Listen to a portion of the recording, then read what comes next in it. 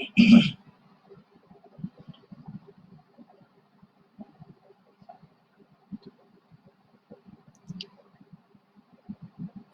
আলাইকুম রহমতুল্লাহ। আজ সোমবার 6 এপ্রিল 2020 সাল। সকলকে Wills Little Flower School and কলেজের অফিসিয়াল ফেসবুক পেজে শুভেচ্ছা এবং অনলাইন ক্লাসে স্বাগতম জানাচ্ছি। এখন আমরা আইসিটি ক্লাস শুরু করব। আমি মোহাম্মদ আরিফুল ইসলাম, প্রভাষক আইসিটি প্রভাতী শাখা, Wills Little Flower School and College. এই ক্লাসের পুরোটা সময় জুড়ে আমি তোমাদের সাথে থাকব। গতদিন আমরা অধ্যায় 5-এর সামান্য কিছু প্রাথমিক বিষয় আলোচনা করেছিলাম। প্রোগ্রামিং ভাষা সম্পর্কিত গুরুত্বপূর্ণ কিছু প্রাথমিক আলোচনা। তো গতদিন আমি তোমাদেরকে একটা বিষয় অনুরোধ করেছিলাম যে আমরা আমাদের এই পড়াশোনার জীবনে, স্কুল এবং কলেজ লাইফে এই টপিকের উপরে এর আগে কখনো কোনোদিন কোনো ক্লাস করিনি, অথবা এই বিষয়বস্তুর উপরে আমরা এর আগে কোনো সাবজেক্টে কোনো কিছু পড়িনি। একেবারেই নতুন একটা টপিক, নতুন একটা বিষয়বস্তু। তো এ কারণে শুরুর দিকে বিষয়টা আমাদের কাছে একটু জটিল মনে হতে পারে, কিন্তু আমার মনে হয় সকলেই যদি একটু ধৈর্য সহকারে আমরা প্রতিটা ক্লাস ভালোভাবে মনোযোগের সাথে দেখতে থাকি, তাহলে আমার মনে হয় বিষয়গুলো সকলের কাছে বোধগম্য হবে এবং সহজ হবে। তো আমি আশা করব সকলেই প্রতিটা ক্লাস খুবই মনোযোগের সাথে করবা এবং সকলেই আইসিটির জন্য একটা পৃথক খাতা হাতে নিয়ে এই ক্লাসে বসলে তোমার জন্য উপকার হবে। মূল মূল টপিকগুলো, মূল মূল বিষয়গুলো তোমরা লিখে নিতে পারবে। এছাড়া গতদিন আমাকে অনেকে কমেন্টে বলেছে যে স্যার এত তাড়াতাড়ি স্লাইডগুলো চলে যায়, আমরা তো কিছু লিখতে পারি না, অনেকে লিখতে চায়। তো আসলে আমাদের 40 মিনিটের ক্লাসের মধ্যে আমরা যদি স্লাইডগুলোকে এত সময় ধরে রাখি, তাহলে আমরা ক্লাস শেষ করতে পারবো না। এজন্য আমাদের ফেসবুক পেজে ক্লাসগুলো থাকবে, তোমরা যে কোনো সময় এই ক্লাসগুলো আবার পুনরায় দেখে নিতে পারবে এবং তখন তোমরা পজ বাটন ব্যবহার করে প্রতিটা জায়গায় তোমরা পজ বাটন ব্যবহার করে প্রতিটা বিষয়কে তোমরা লিখে লিখে নিয়ে তোমাদের খাতায় উঠিয়ে নিতে পারবে। তো আজকের আলোচ্য বিষয় যেগুলো, সেগুলো হচ্ছে, প্রথমে আমরা গত দিনের কিছু কথা পুনরাবৃত্তি করব, তারপরে আমরা আজকে আমাদের নতুন টপিকে যাব, অনুবাদক প্রোগ্রাম, ট্রান্সলেটর প্রোগ্রাম। তারপরে আমরা যে বিষয়টা আলোচনা করব সেটা হচ্ছে কোনো একটা প্রোগ্রাম বা সফটওয়্যার তৈরি করতে হলে যে যে কাজগুলো করতে হয়, অর্থাৎ যে যে ধাপে যে যে কাজগুলো করতে হয় সে কাজগুলো আমরা আজকে জানব। Steps of developing a programme.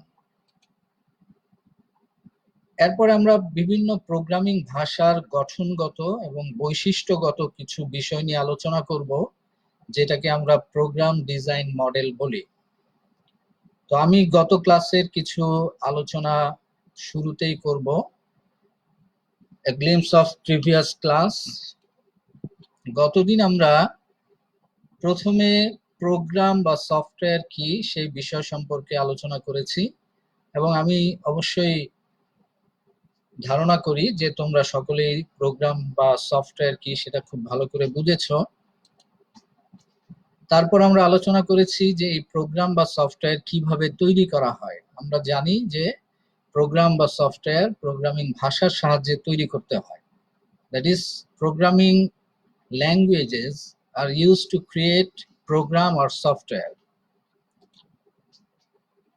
দেন আমরা প্রোগ্রামিং ভাষাগুলোর প্রজন্ম নিয়ে আলোচনা করেছি, একেবারে প্রথম থেকে কম্পিউটার বা ডিজিটাল কম্পিউটারের একেবারে শুরু থেকে প্রোগ্রামিং ভাষাগুলো কিভাবে ধাপে ধাপে স্তরে স্তরে উন্নতি লাভ করেছে, পরিবর্তিত হয়েছে, সেগুলো নিয়ে আমরা আলোচনা করেছি এবং আমরা জেনেছি যে প্রোগ্রামিং ভাষার প্রজন্ম 5টি এবং এই প্রতিটি প্রোগ্রামিং ভাষার প্রজন্মের বৈশিষ্ট্যগুলো কি, সুবিধা কি, অসুবিধা কি, সেই বিষয়গুলো নিয়ে আমরা আলোচনা করেছিলাম।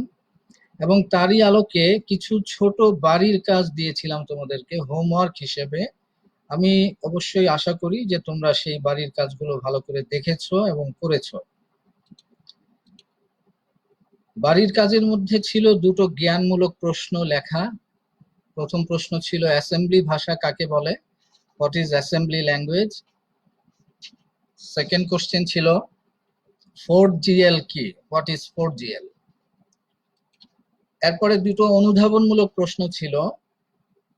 একটা ছিল যে শব্দ ছাড়াই শুধুমাত্র সংখ্যার মাধ্যমে ভাষা প্রকাশ করা সম্ভব, ব্যাখ্যা করো। Language can be expressed by only digits instead of using words, explain. এই প্রশ্নের উত্তরে তোমরা কে কি লিখেছো? আমি বলবো যে অবশ্যই তোমরা সবাই পেরেছো, কারণ আমরা মেশিন ভাষার কথা বলেছিলাম যে মেশিন ভাষাতে শুধুমাত্র দুটো ডিজিট 0 এবং 1 ব্যবহার হয় এবং 0 এবং 1 এর মাধ্যমে প্রোগ্রাম রচনা করা হয়। তো আমরা বলতে পারি যে শুধুমাত্র সংখ্যা দিয়েই ভাষা প্রকাশ করা সম্ভব এবং সেটা মেশিন ভাষার ক্ষেত্রে প্রযোজ্য। সেকেন্ড কোশ্চেন ছিল লো লেভেল ল্যাঙ্গুয়েজের দুর্বলতায় হাই লেভেল ল্যাঙ্গুয়েজের উৎপত্তির কারণ, ব্যাখ্যা করো। High level languages are introduced because of the limitations of low level language, explain. আমরা জানি যে লো লেভেল ল্যাঙ্গুয়েজের মধ্যে মেশিন ভাষা এবং অ্যাসেম্বলি ভাষা এই দুটো রয়েছে, যেগুলো মেশিনের খুব কাছাকাছি এবং যেগুলো মেশিনের জন্য বোঝা সহজ। আমাদের জন্য, প্রোগ্রামারদের জন্য, হিউম্যানের জন্য আমাদের জন্য বোঝাটা খুবই কঠিন এবং জটিল। এবং এর কারণে হাই লেভেল ল্যাঙ্গুয়েজ গুলো তৈরি করা হয়েছে যেখানে ইংরেজি শব্দের মাধ্যমে প্রোগ্রাম রচনা করা হয়। কাজেই আমরা এই বিষয়টাকে যদি লিখে থাকি এইভাবে, তাহলে আমাদের উত্তর সঠিক হয়েছে।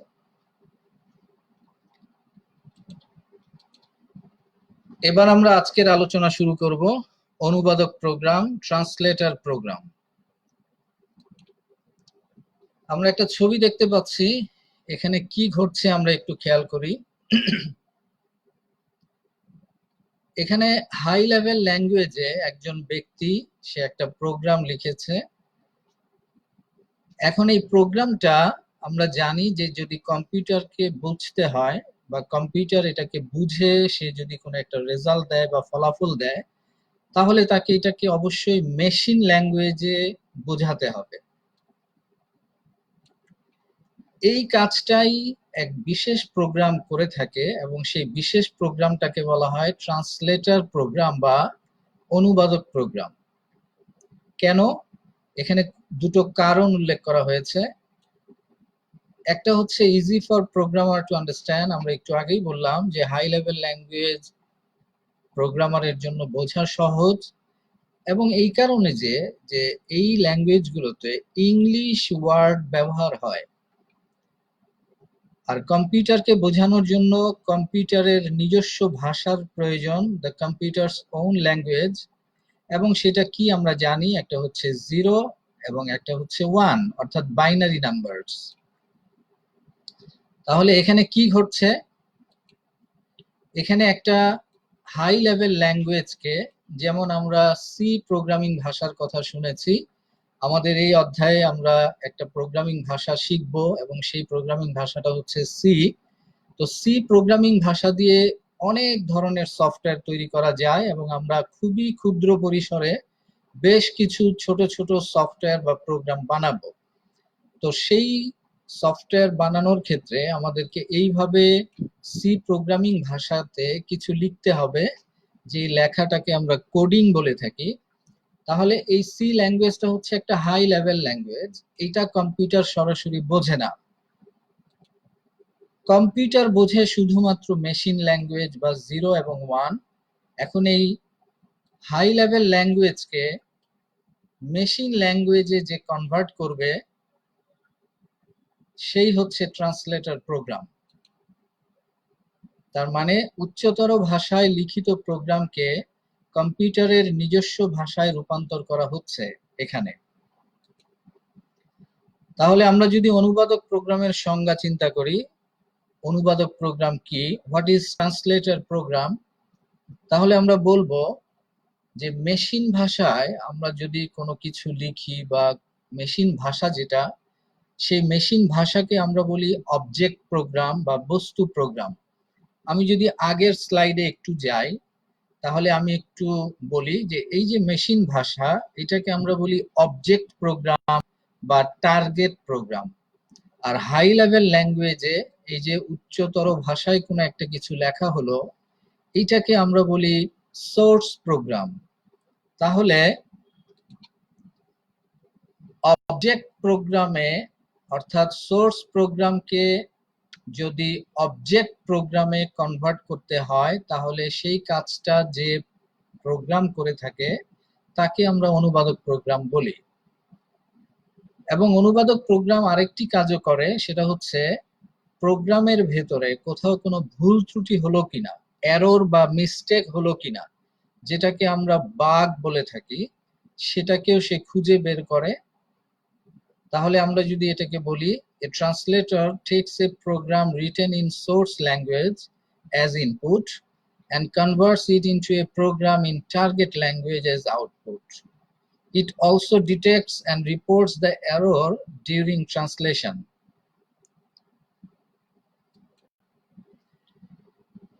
এবার আমরা অনুবাদক প্রোগ্রামের প্রকারভেদ নিয়ে কিছু কথা বলবো। অনুবাদক প্রোগ্রাম তিন ধরনের। Three types of translator programs are there. Number one is assembler, then compiler, then interpreter. তাহলে অনুবাদক প্রোগ্রাম বা ট্রান্সলেটর প্রোগ্রাম হচ্ছে তিন ধরনের: অ্যাসেম্বলার, কম্পাইলার, ইন্টারপ্রেটার। এবার আমরা অ্যাসেম্বলারের কথা একটু জানবো যে অ্যাসেম্বলার কি করে মূলত। আমরা জানি যে দ্বিতীয় প্রজন্মের যে ভাষা, সেই ভাষাকে আমরা বলি অ্যাসেম্বলি ভাষা বা অ্যাসেম্বলি কোড। অ্যাসেম্বলি ভাষাতে কিছু নেমনিক কোড ব্যবহার করা হয়, আমরা গত ক্লাসে জেনেছি। যেমন এখানে org, move, delay, move, delay, এই যে নেমনিক কোডগুলো, এই নেমনিক কোডগুলো অ্যাসেম্বলি ভাষায় ব্যবহার হয়। কিন্তু এই অ্যাসেম্বলি ভাষার কোডগুলো তো কম্পিউটার বোঝে না, যার কারণে এই কোডগুলোকে এক বিশেষ ধরনের ট্রান্সলেটর প্রোগ্রাম বা অনুবাদক প্রোগ্রাম দিয়ে কনভার্ট করে অবজেক্ট প্রোগ্রাম বা মেশিন প্রোগ্রামে বা মেশিন ল্যাঙ্গুয়েজে কনভার্ট করতে হয়। তাহলে অ্যাসেম্বলার হচ্ছে অ্যাসেম্বলি ভাষায় লিখিত প্রোগ্রামকে মেশিন ভাষায় অনুবাদ করার জন্য অ্যাসেম্বলার ব্যবহার করা হয়। এটি অ্যাসেম্বলি ভাষায় লিখিত প্রোগ্রামকে কোড বা যান্ত্রিক ভাষায় রূপান্তর করে, অর্থাৎ নেমনিক কোডকে মেশিন ভাষায় অনুবাদ করে এবং প্রোগ্রামে কোনো ভুল থাকলে এরর মেসেজ দেয়। An assembler translates a program written in assembly language into machine language, or an assembler converts assembly language code into machine code, which is also known as object code. এবার আমরা দেখব যে অ্যাসেম্বলারের প্রধান কাজগুলো কি। আমরা একটু আগেই বলেছি যে অ্যাসেম্বলি ভাষার কোডগুলোকে আমরা নেমনিক কোড বলি, আর মেশিন ভাষাকে আমরা অবজেক্ট কোড বলি। তাহলে নেমনিক কোডকে মেশিন ভাষায় অনুবাদ করে, সাংকেতিক ঠিকানাকে মেশিন ভাষায় লেখার ঠিকানায় রূপান্তর করে, প্রোগ্রামে কোনো ভুল থাকলে এরর মেসেজ দেয়, সব নির্দেশ ও ঠিকানা প্রধান মেমরিতে রাখে। Convert mnemonic operation codes to their machine language equivalents, convert symbolic operands to their equivalent machine address, build the machine instructions in the proper format, convert the data constants to internal machine representations. এবার আমরা compiler নিয়ে কথা বলবো। একটু আগে আমরা একটা C programming ভাষার কিছু লেখা বা কোডিং দেখেছি। এখানে আমরা আরেকটা সি প্রোগ্রামিং ভাষার সাহায্যে লেখা একটা কোডিং দেখছি, যাকে আমরা সোর্স কোড বলি, একটু আগেই বলেছি। এই সোর্স কোডটাকে কম্পাইলিং করে, অর্থাৎ অনুবাদ করে বা ট্রান্সলেট করে মেশিন ভাষায় বা অবজেক্ট কোডে কনভার্ট করে বা অনুবাদ করে যে প্রোগ্রাম, তাকে বলা হবে কম্পাইলার। তাহলে কম্পাইলার কি করে? সোর্স কোডকে অবজেক্ট কোডে কনভার্ট করে বা রূপান্তর করে। তাহলে কম্পাইলার এক ধরনের অনুবাদক, যা হাই লেভেল ভাষায় লিখিত প্রোগ্রামকে মেশিন ভাষায় রূপান্তর করে, অর্থাৎ সোর্স প্রোগ্রামকে অবজেক্ট প্রোগ্রামে রূপান্তর করে। কম্পাইলার এই কাজটা দুইটি ধাপে সম্পন্ন করে। প্রথম ধাপে কম্পাইলার উৎস প্রোগ্রামের প্রত্যেকটি লাইন পড়ে এবং অবজেক্ট প্রোগ্রামে রূপান্তর করে। এই ধাপে কম্পাইলার সোর্স প্রোগ্রামে যদি ভুল থাকে, তবে তা সংশোধন করার জন্য ব্যবহারকারীকে এরর মেসেজ দেয়। এখানে ব্যবহারকারী বলতে মূলত প্রোগ্রামার। এই এরর মেসেজকে কম্পাইলড টাইম ডায়াগনস্টিক বলে। এই ধরনের কোশ্চেন আমাদের ক নাম্বার প্রশ্ন হিসেবে আসতে পারে যে কম্পাইল টাইম ডায়াগনস্টিক কি। তাহলে আমরা বলবো যে এরর মেসেজকে compile time diagnostic error message বলে। A compiler is a program that translates a source program or source code written in some high-level programming language, such as C, into machine code or object code. It performs the translation of a source program as a whole. The generated machine code can be later executed many times against different data each time. তাহলে কম্পাইলারের কিছু গুরুত্বপূর্ণ বৈশিষ্ট্য আমরা একটু দেখে নেই। Compiler পুরো প্রোগ্রামটাকে একসাথে অনুবাদ করে। কম্পাইলার পুরো প্রোগ্রামটাকে একসাথে অনুবাদ করে এবং একবার যখন কোনো একটা প্রোগ্রাম কম্পাইল হয়, পরবর্তীতে ভিন্ন ভিন্ন ইনপুটের জন্য বারবার কম্পাইল করার প্রয়োজন হয় না। প্রোগ্রামে কোনো ভুল থাকলে তা মনিটরে একসাথে প্রদর্শন করে এবং প্রোগ্রাম ডিবাগিং এবং টেস্টিং এর কাজ এই কম্পাইলার খুব ধীর গতিতে করে। ডিবাগিং কি, এটা নিয়ে কিছুক্ষণ পরে কথা বলবো। ডিবাগিং হচ্ছে প্রোগ্রামের কোনো ভুল থাকলে তাকে সংশোধন করা। একটু আগে যেহেতু আমরা বললাম যে প্রোগ্রামের পুরোটাকে কম্পাইলার একসাথে অনুবাদ করে, এই কারণে পুরো প্রোগ্রামে যতগুলো ভুল থাকে সবগুলো একসাথে প্রদর্শিত হয়।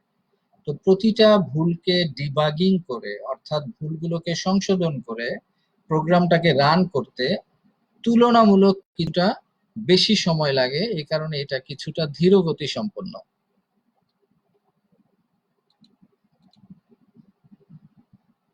তাহলে compiler performs the translation of a program as a whole. That's why execution is faster. Requires more memory as linking is needed for the generated intermediate object code. Debugging is hard as the error messages are generated after seeing the entire program only. Compilation procedure takes place once at a time. এবার আমরা interpreter নিয়ে কিছু কথা বলবো। Compiler এবং interpreter যেহেতু দুটোই অনুবাদক প্রোগ্রাম বা ট্রান্সলেটর প্রোগ্রাম, দুটোই অনুবাদ করে এবং দুটোই সোর্স প্রোগ্রামকে অবজেক্ট প্রোগ্রামে রূপান্তর করে, অর্থাৎ হাই লেভেল ভাষাকে মেশিন ভাষায় কনভার্ট করে।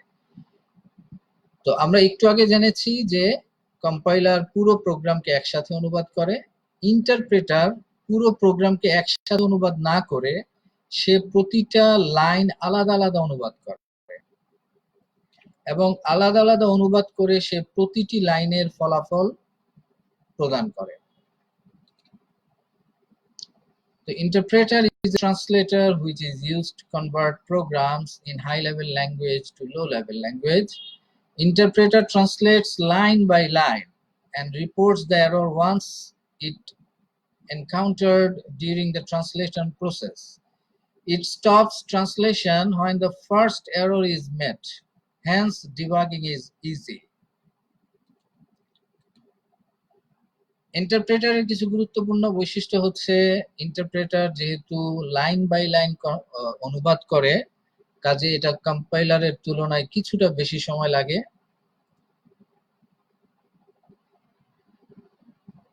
সম্পূর্ণ প্রোগ্রামটা ইন্টারপ্রেটারের সাহায্যে যদি অনুবাদ করা হয়, এটা সম্পূর্ণ প্রোগ্রাম একসাথে মেশিন ভাষায় রূপান্তর হয় না। প্রত্যেকটা লাইনের জন্য বা স্টেটমেন্টসের জন্য বা কাজের জন্য আলাদা আলাদা ভাবে অনুবাদ করতে হয়। প্রতিটি লাইনের অনুবাদ তাৎক্ষণিক হওয়াতে ওই সময়ই প্রোগ্রাম যত এরর আছে বা ওই লাইনে বা স্টেটমেন্টে যত এরর বা ভুল আছে সেগুলোকে সংশোধন করে, যেটাকে আমরা একটু আগে বললাম debugging. To perform statement by statement translation, so execution is slower. Memory use is efficient as no intermediate object code is generated. It stops translation when the first error is met, hence debugging is easy. এবার আমরা কোন একটা programme বা software তৈরি করার জন্য যে যে ধাপে কাজগুলো করতে হয় সেই বিষয় নিয়ে আলোচনা করব। Steps of developing a program. যে কোনো কিছু তৈরি করতে তার জন্য তাকে কিছু স্টেপস ফলো করতে হয়, কিছু ধাপে ধাপে কাজ করতে হয়।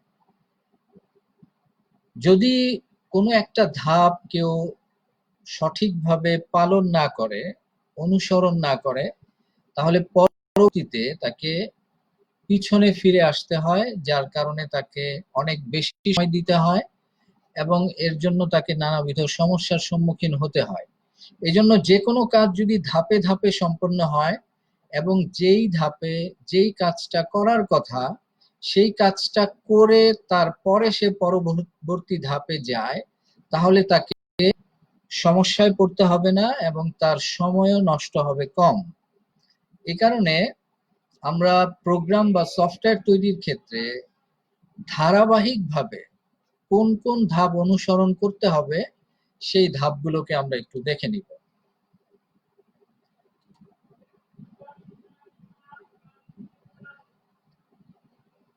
তাহলে প্রোগ্রাম তৈরির জন্য আমাদের বেশ কিছু স্টেপস অনুসরণ করতে হবে, কিছু ধাপ ফলো করে করে আমাদেরকে এগুতে হবে। প্রথম যে ধাপ সেটাকে আমরা বলি সমস্যা নির্দিষ্টকরণ বা প্রবলেম স্পেসিফিকেশন। এটাকে আমরা প্ল্যানিংও বলতে পারি। আমি শুধুমাত্র এখানে ধাপগুলোকে একটু দেখাচ্ছি, আমি পরবর্তীতে প্রতিটা ধাপের বিস্তারিত বর্ণনায় যাব। পরবর্তীতে সমস্যা বিশ্লেষণ বা প্রবলেম অ্যানালাইসিস,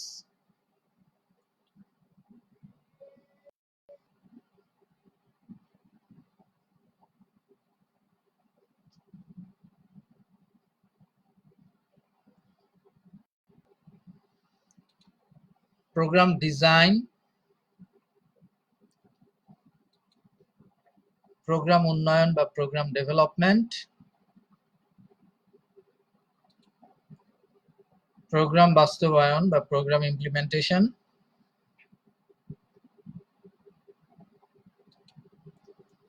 ডকুমেন্টেশন, প্রোগ্রাম রক্ষণাবেক্ষণ বা প্রোগ্রাম মেইনটেনেন্স। তাহলে ধাপগুলো হচ্ছে সমস্যা নির্দিষ্টকরণ, সমস্যা বিশ্লেষণ, প্রোগ্রাম ডিজাইন, প্রোগ্রাম উন্নয়ন বা ডেভেলপমেন্ট, প্রোগ্রাম বাস্তবায়ন বা ইমপ্লিমেন্টেশন, ডকুমেন্টেশন, প্রোগ্রাম রক্ষণাবেক্ষণ বা মেইনটেনেন্স। আমরা যদি একই সাথে এট এ গ্ল্যান্স টোটাল বিষয়টাকে একটু খেয়াল করি, তাহলে planning, analysis, design, implementation, testing and integration, maintenance.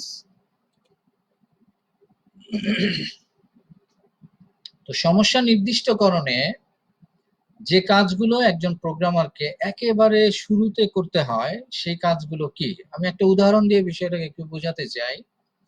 গতদিন আমরা খুব জনপ্রিয় বিশ্বের সবচেয়ে মেধাবী প্রোগ্রামারদের মধ্যে একজন মেধাবী প্রোগ্রামারের ছবি দেখেছিলাম, যার তৈরি করা সফটওয়্যার দিয়ে আমরা আজকে লাইভ ক্লাস করছি।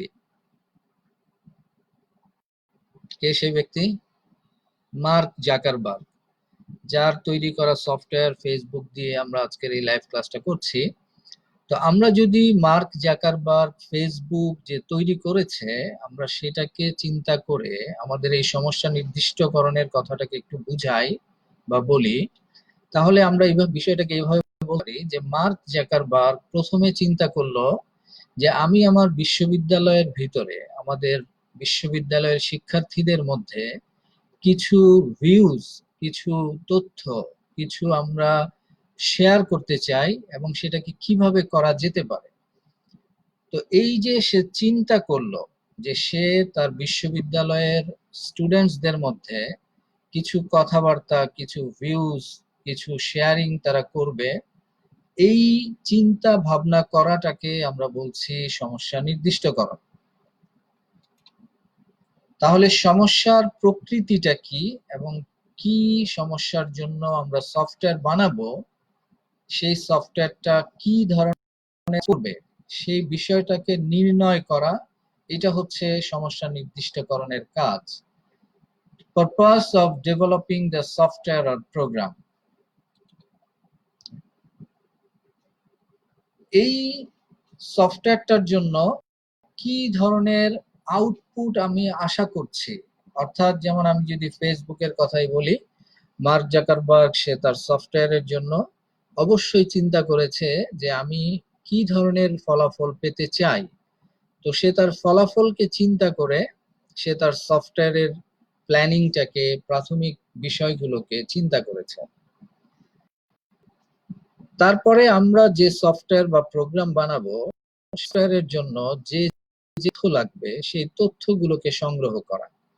যেমন আমি যদি বলি যে মার্ক জাকারবার্গ যখন সে তার ইউনিভার্সিটির সকল স্টুডেন্টসদের ইনফরমেশন গুলোকে সে তার সফটওয়্যারের মধ্যে ইনপুট দিল, তাহলে সে কিভাবে তার বিশ্ববিদ্যালয়ের সকল স্টুডেন্টসদের ইনফরমেশন পেল।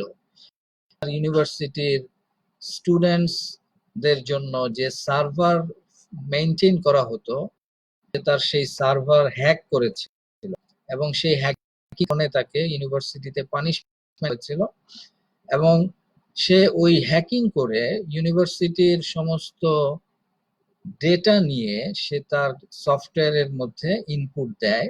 তার মানে হচ্ছে আমরা যে প্রোগ্রাম বা সফটওয়্যারটা তৈরি করব সেই সফটওয়্যারের জন্য যে যে তথ্য লাগবে সেই তথ্যগুলোকে আমাদেরকে সংগ্রহ করতে হবে। তবে অবশ্যই আমরা মার্ক জাকারবার্গের পথ অনুসরণ করব না এক্ষেত্রে। এই বিষয়টা অত্যন্ত রিস্কি একটা বিষয়। আমরা সঠিক পন্থায় সঠিকভাবে তথ্য সংগ্রহ করে আমরা সফটওয়্যারের প্রাথমিক কাজগুলো করব। পরবর্তীতে সফটওয়্যার বিশ্লেষণ করা, আমরা এটাকে বাংলায় যদি বলি খসড়া করা বা রাফ কিছু একটা করা। এক্ষেত্রে সফটওয়্যারকে আমরা দুটো ভাগে চিন্তা করতে পারি। একটা হচ্ছে সফটওয়্যারের ভেতরে কোনো অ্যারিথমেটিক অপারেশন, গাণিতিক অপারেশন হবে কিনা সেইগুলোকে চিন্তা ভাবনা করা, হলেও সেই কাজগুলো কি করতে হবে সেটাকে নিয়ে একটু বিশ্লেষণ করা এবং টাইম ম্যানেজমেন্ট করা। তাহলে সমস্যার গাণিতিক মডেল তৈরি এবং সমস্যার জন্য টাইম ম্যানেজমেন্ট করা। এই কাজটা করার জন্য যারা সফটওয়্যার তৈরি করে বা প্রফেশনাল প্রোগ্রামার, তারা কিছু টুলস ব্যবহার করে। যে টুলস গুলোর মধ্যে একটা হচ্ছে data flow diagram, structured English, decision tree, decision table. এই টুলস গুলো ব্যবহার করে সফটওয়্যারটাকে কিভাবে অ্যানালাইসিস করতে হবে, অর্থাৎ আমার কি ধরনের ডেটা ইনপুট দিতে হবে, ডেটাটা কিভাবে প্রসেস হবে এবং সেটা কিভাবে ফলাফল আকারে আসবে, এই বিষয়গুলো নিয়ে প্রাথমিকভাবে যাচাই বাছাই, এই ধাপটাকে আমরা বলি সমস্যা বিশ্লেষণ বা অ্যানালাইসিস।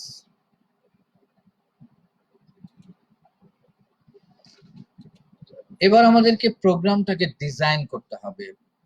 প্রোগ্রাম ডিজাইন বলতে আমরা প্রোগ্রামের ভেতরে, প্রোগ্রামের অভ্যন্তরীণ যে কাজগুলো হবে, ইন্টারনাল যে স্টেপস গুলো হবে, কোন কাজটার পর কোন কাজটা করতে হবে প্রোগ্রামে, সেই ধাপগুলোকে দেখানো।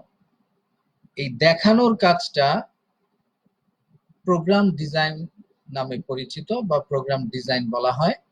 তাহলে প্রোগ্রামের অভ্যন্তরীণ কার্য সম্পাদনের ধাপগুলো দেখানো হয় ডিজাইন অংশে, এবং এই কাজটা প্রোগ্রাম উন্নয়ন বা পূর্বের কাজ। Program design consists of the steps a programmer should take before they start coding a program.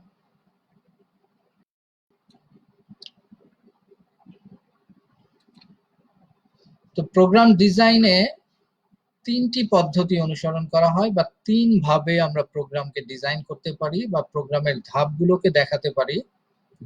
তো প্রোগ্রামের ধাপ দেখানোর জন্য একটা পদ্ধতিকে আমরা বলি ফ্লো চার্ট, একটাকে বলি অ্যালগরিদম, একটাকে বলি সুডোকোড। এই ফ্লো চার্ট, অ্যালগরিদম এবং সুডোকোড অর্থাৎ প্রোগ্রাম ডিজাইন নিয়ে আগামী ক্লাসে আমরা বিস্তারিত আলোচনা করব। আমরা শুধু জেনে নিলাম যে প্রোগ্রাম ডিজাইনের তিনটি পদ্ধতি, একটি চার্ট, অ্যালগরিদম, সুডোকোড। এবার মূল কাজ, অর্থাৎ প্রোগ্রাম উন্নয়ন করা বা প্রোগ্রাম ডেভেলপ করা, যে কাজটা আমরা একটু ভালোভাবেছি যে এই কাজটা করতে হবে প্রোগ্রামিং কোনো একটা ভাষার সাহায্যে। সেটা সি ভাষা হতে পারে, জাভা হতে পারে, পাইথন হতে পারে, যে কোনো ভাষা হতে পারে। তাহলে প্রোগ্রাম উন্নয়ন বা প্রোগ্রাম ডেভেলপমেন্ট, যেটাকে আমরা আরেকভাবে বলি কোডিং। আমাদের পরীক্ষায় ক নম্বরের প্রশ্ন হিসেবে আসতে পারে প্রোগ্রাম উন্নয়ন বলতে কি বুঝো, অথবা প্রোগ্রাম উন্নয়ন কাকে বলে, অথবা কোডিং কি। তাহলে আমরা বলবো যে কোনো প্রোগ্রাম বা সফটওয়্যার তৈরি করার জন্য কোনো প্রোগ্রামিং ভাষার সাহায্যে যে প্রোগ্রাম রচনা করা হয় তাকে প্রোগ্রাম কোডিং বলে। তাহলে আমরা সেই কাজটাই এখন করব। তাহলে প্রোগ্রাম উন্নয়ন ধাপে প্রথমে প্রোগ্রামিং ভাষা নির্বাচন করতে হবে। অর্থাৎ আমি যদি কোনো একটা ওয়েব অ্যাপ্লিকেশন তৈরি করি বা ওয়েবসাইট তৈরি করার জন্য যে প্রোগ্রামিং ভাষাগুলো রয়েছে, আমাকে সেই প্রোগ্রামিং ভাষাগুলো থেকে কোনো একটা প্রোগ্রামিং ভাষা নির্বাচন করতে হবে। আমি যদি কম্পিউটারের একেবারে অভ্যন্তরীণ অর্থাৎ হার্ডওয়্যার লেভেলের কোনো প্রোগ্রাম বা সফটওয়্যার নাই, তাহলে কম্পিউটারের একেবারে কোর লেভেলের যে প্রোগ্রামিং ভাষাগুলো আছে সেই প্রোগ্রামিং ভাষাগুলোর মধ্য থেকে কোনো একটা প্রোগ্রামিং ভাষা নির্বাচন করতে হবে। অথবা আমি যদি কোনো ডেটাবেস বানাই, যেমন আমাদের বিভিন্ন যে বিভিন্ন ডেটাবেস আমরা ব্যবহার করি, আমি যদি চিন্তা করি যে আমি একটা ডেটাবেস সফটওয়্যার বানাবো, তাহলে ডেটাবেস সফটওয়্যার বানানোর জন্য যে ধরনের প্রোগ্রামিং ভাষা রয়েছে আমাকে সেই ধরনের কোনো একটা প্রোগ্রামিং ভাষা নির্বাচন করতে হবে। অর্থাৎ প্রোগ্রাম উন্নয়নের জন্য প্রথম কাজ প্রোগ্রামিং ভাষা নির্বাচন করা। তো computer programming, also known as coding, is the process of creating software according to the rules of syntax of any programming language. Example C, Java, Basic, etc. Program উন্নয়ন হয়ে যাওয়ার পরে প্রোগ্রাম তৈরির জন্য কোডিং লিখে ফেলেছি আমি, আমার কোডিং শেষ। এখন কোডিং শেষ হওয়ার পর আমার খুবই গুরুত্বপূর্ণ দুটি কাজ রয়ে গেছে। একটি হচ্ছে আমার প্রোগ্রামের ভেতরে কোথাও কোনো ভুল আছে কিনা সেই ভুলটাকে খুঁজে বের করা, যেটাকে আমরা বলছি টেস্টিং, এবং ভুল থাকলে তা সংশোধন বলছি debugging. So two major tasks in these steps. Number one is testing, that is error checking, and number 2 is debugging, that is correcting error if any. এখানে তোমরা একটা পোকার ছবি দেখতে পাচ্ছ। এই পোকার সাথে এই ডিবাগিং কথাটার একটা যোগসূত্র রয়েছে। বাগ বলা হয় পোকাকে। কম্পিউটারের একটা বিষয় এটা। একেবারে প্রথম দিককার কম্পিউটারে, একেবারে প্রথম দিকে বিশাল বিশাল যে কম্পিউটারগুলো ছিল আমরা জানি, সেই কম্পিউটারের মধ্যে একবার পোকার আক্রমণ হয়ে কম্পিউটার নষ্ট হয়ে যায়। তখন কম্পিউটার বিজ্ঞানীরা খুঁজে বের করলো যে মেশিনের ভেতরে একটা পোকা রয়ে গেছে এবং সেই পোকাটার কারণে এই মেশিনটা ঠিকভাবে চলছে না। তখন তারা ফাইন্ড আউট করলো, খুঁজে বের করলো এবং সেটাকে ওখান থেকে অপসারণ করলো, ফেলে দিল। সেখান থেকে কম্পিউটার সংশ্লিষ্ট যে কোনো সমস্যাকে বলা হয় বাগ, আর সেই সমস্যাটাকে সমাধান করাকে বলা হয় ডিবাগিং। এখানে আমরা টেস্টিং একটু বিস্তারিত কথা বলতে চাই। প্রোগ্রাম টেস্ট যে করা হবে, আমরা বলেছি যে প্রোগ্রামের ভুলগুলোকে খুঁজে বের করা, এটা হচ্ছে টেস্টিং। এখানে প্রোগ্রামে ভুল 3 ধরনের হতে পারে। একটাকে আমরা বলি ব্যাকরণগত ভুল, অর্থাৎ সিনট্যাক্স এরর। প্রতিটা প্রোগ্রামিং ভাষার নিজস্ব কিছু গ্রামার বা সিনট্যাক্স আছে। সেই গ্রামার বা সিনট্যাক্সটাকে, অর্থাৎ ওই প্রোগ্রামিং ভাষার যে নিজস্ব রীতিনীতি আছে, সেই রীতিনীতিকে সিনট্যাক্স বলে। যেমন আমরা যখন সি প্রোগ্রামিং ভাষা শিখব, তখন আমরা দেখব যে সি প্রোগ্রামিং ভাষায় কোন একটা লাইন লেখার পরে একটা সেমিকোলন দিতে হয়। এখন কেউ যদি প্রশ্ন করে কেন দিতে হয়, তাহলে বলবো এটা ব্যাকরণ বা সিনট্যাক্স। তো কেউ যদি এই সেমিকোলনটা না দেয়, তাহলে কম্পিউটার একটা ভুল ধরবে। অর্থাৎ আমরা জেনেছি যে সি প্রোগ্রামিং ভাষাটাকে কম্পাইলারের মাধ্যমে অনুবাদ করতে হয়। তখন কম্পাইলার ভুল ধরবে যে প্রোগ্রামে কোথাও কোনো ভুল আছে। তাহলে যদি এই ভুলটা আমরা চিন্তা করি কি ধরনের ভুল, তাহলে আমরা এটাকে বলবো সিনট্যাক্স বা ব্যাকরণগত ভুল।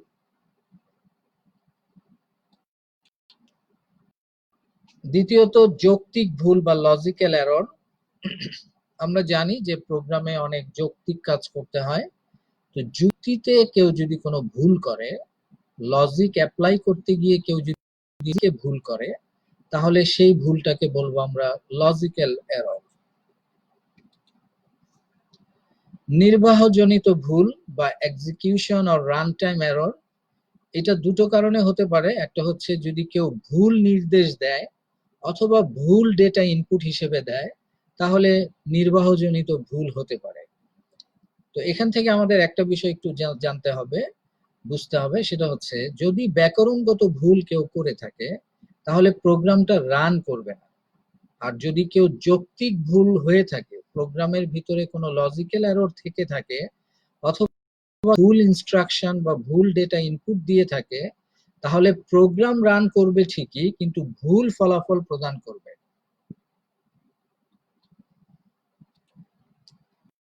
এবার আসছি আমরা ডকুমেন্টেশনে।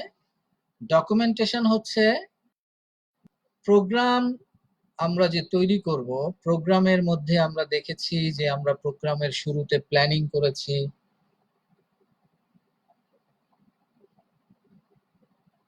এবং প্রোগ্রামের ডকুমেন্টেশন গুলোকে আমরা দুইটা ভাগে ভাগ করতে পারি। একটা হচ্ছে প্রোগ্রাম উন্নয়ন সম্পর্কিত ডকুমেন্টেশন, আরেকটা হচ্ছে প্রোগ্রামের ব্যবহার বিধি সম্পর্কিত ডকুমেন্টেশন।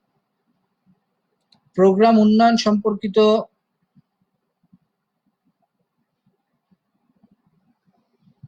ডকুমেন্টেশনে প্রোগ্রামের বর্ণনা থাকবে, ফ্লোচার্ট, অ্যালগরিদম গুলো থাকবে, প্রোগ্রাম যে কোডিং করা হয়েছে কোনো প্রোগ্রামিং ভাষার সাহায্যে সেটা থাকবে, প্রোগ্রামের যে ফলাফলের জন্য বিভিন্নভাবে ইনপুট দিয়ে দিয়ে বিভিন্ন ফলাফল টেস্ট করা হয়েছে সেগুলো থাকবে।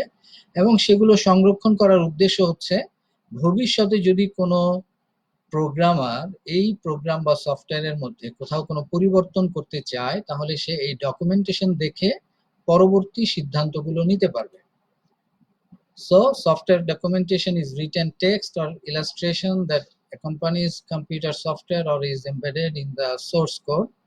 The documentation either explains how the software operates or how to use it, and many mean different things to people in different roles. Two main categories: product documentation, where planning, design, coding, and testing results will be there. And second is process documentation, which is user manual. রক্ষণাবেক্ষণ বা maintenance, আমরা জানি যে সফটওয়্যারের পরিবর্তন হয় সময়ের সাথে, যুগের সাথে, ব্যবহারকারীর প্রয়োজনের সাথে সফটওয়্যারের পরিবর্তন হয়। তো সেই পরিবর্তনের আলোকে সফটওয়্যারের মধ্যে নতুন নতুন বিষয় সংযোজন করা, সেটাকে আমরা বলি প্রোগ্রাম রক্ষণাবেক্ষণ।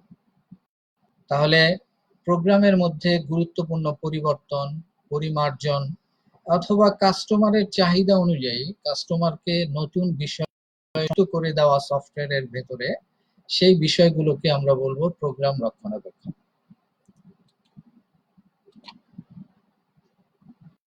So software maintenance is a part of software development life cycle. Its main purpose is to modify and update software application after delivery to correct faults and to improve performance. Software is a real world. When the real world changes, the software requires alternation wherever possible. Software maintenance is an inclusive activity that includes error corrections, enhancement of capabilities, deletion of absolute capabilities, and optimization.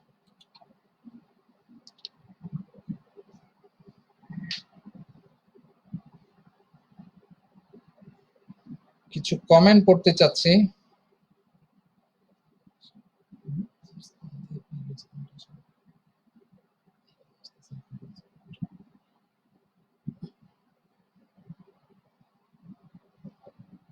Internet line খুব slow কাজ করছে, যার কারণে কমেন্টগুলো আমি পড়তে পারছি না। আমি অবশ্যই পরবর্তীতে কমেন্টগুলোর অ্যান্সার দিব ইনশাআল্লাহ।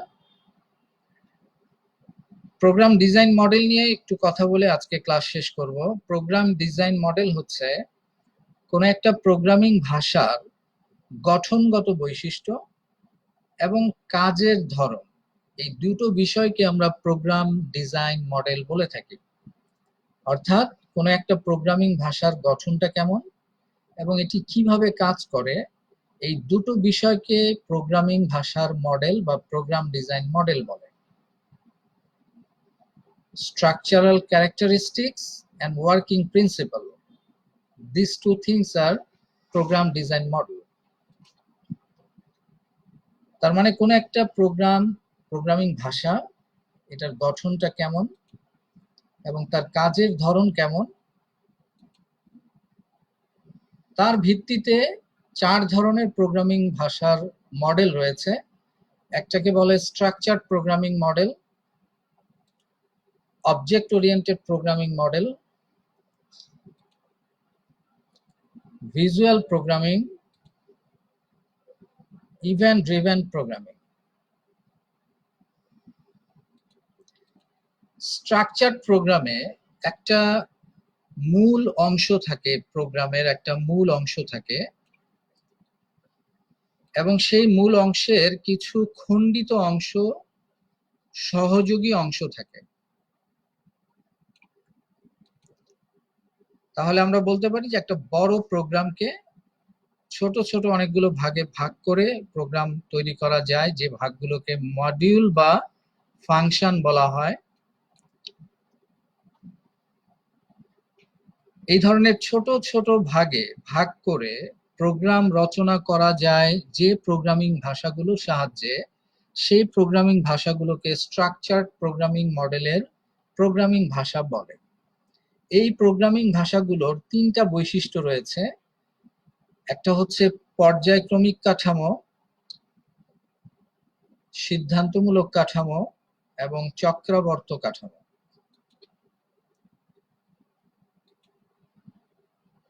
The structured programming language allows a programmer to code a program by dividing the whole program into smaller units or modules.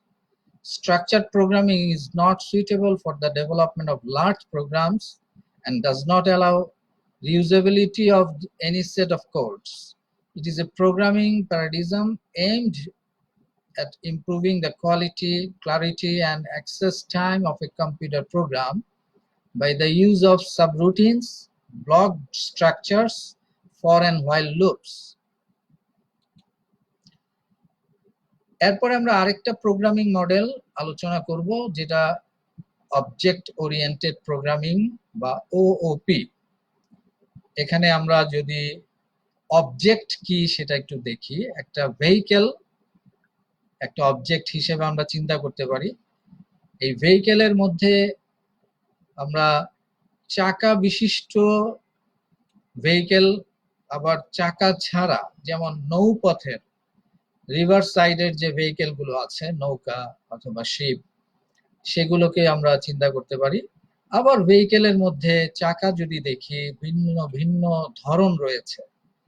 তার মানে এই ভেহিকেলটাকে আমি বলবো একটা অবজেক্ট, যে অবজেক্টের ভিন্নতা আছে এবং প্রতিটি ভিন্নতার আবার নিজস্ব কিছু বৈশিষ্ট্য আছে।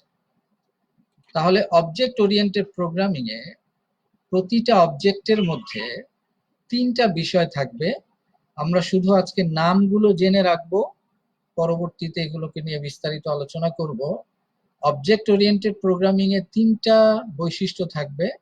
একটা হচ্ছে ইনহেরিটেন্স, এনক্যাপসুলেশন এবং পলিমরফিজম। এবার আমরা ইভেন্ট ড্রিভেন প্রোগ্রামিং নিয়ে কথা বলবো। ইভেন্ট মানে হচ্ছে কোনো একটা অ্যাকশন। যেমন আমরা যদি মাউসের ক্লিকের কথা চিন্তা করি, তাহলে মাউসে ক্লিক করে কোনো যদি কাজ করা হয়, তাহলে সেটাকে আমরা একটা ইভেন্ট বলতে পারি। আমরা প্রোগ্রামিং ভাষার প্রকারভেদ যখন পড়েছিলাম, তখন বলেছিলাম যে কিছু প্রোগ্রামিং ভাষা এরকম আছে যেখানে টুলস ব্যবহার করে করে আমরা সফটওয়্যার তৈরি করতে পারি। এই ধরনের টুলস ব্যবহার করে করে যে সফটওয়্যার গুলো তৈরি করার জন্য প্রোগ্রামিং ভাষা রয়েছে, সেই প্রোগ্রামিং ভাষাগুলোকে আমরা ইভেন্ট ড্রিভেন প্রোগ্রামিং ভাষা বলি। In computer programming, event-driven programming is a programming paradigm in which the flow of the program is determined by events such as user actions, mouse clicks, key presses, sensor outputs, or messages from other programs or threads. এরপরে আছে visual programming. Visual কথাটার সাথে আমরা পরিচিত, যেগুলো আমরা দেখতে পারি, আমাদের দৃশ্যমান কিছুকে আমরা ভিজুয়াল বলি।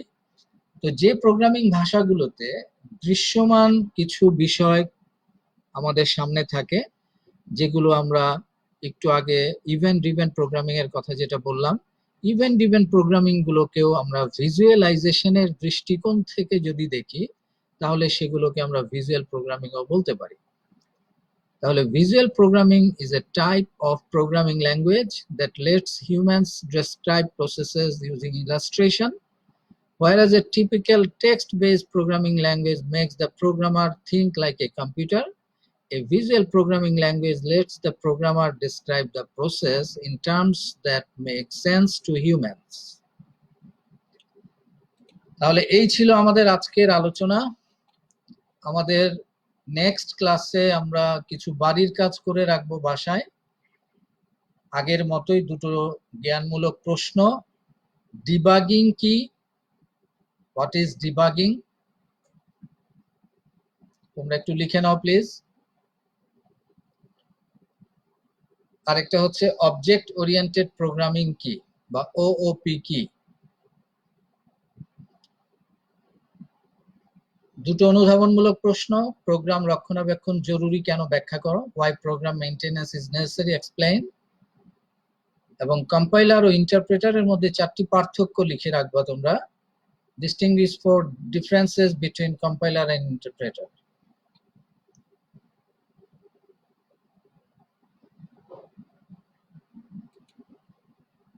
তাহলে আমাদের নেক্সট ক্লাস আগামী বুধবার ৮ তারিখ সকাল 11টায়। আশা করি তোমরা বুঝেছো। আমি তোমাদের অনেকের কমেন্টের অ্যান্সার দিতে পারিনি আজকে, আমার নেটটা খুবই ডিস্টার্ব করছে। তো আমি অবশ্যই তোমাদের প্রতিটা কোশ্চেনের অ্যান্সার দেওয়ার চেষ্টা করব ইনশাল্লাহ। আমি তোমাদের সাথে ছিলাম এতক্ষণ মোহাম্মদ আরিফুল ইসলাম। সবাইকে ধন্যবাদ জানাচ্ছি এতক্ষণ আমাদের সাথে থাকার জন্য। পরবর্তী ক্লাসে আবার দেখা হবে ইনশাল্লাহ। আসসালামু আলাইকুম।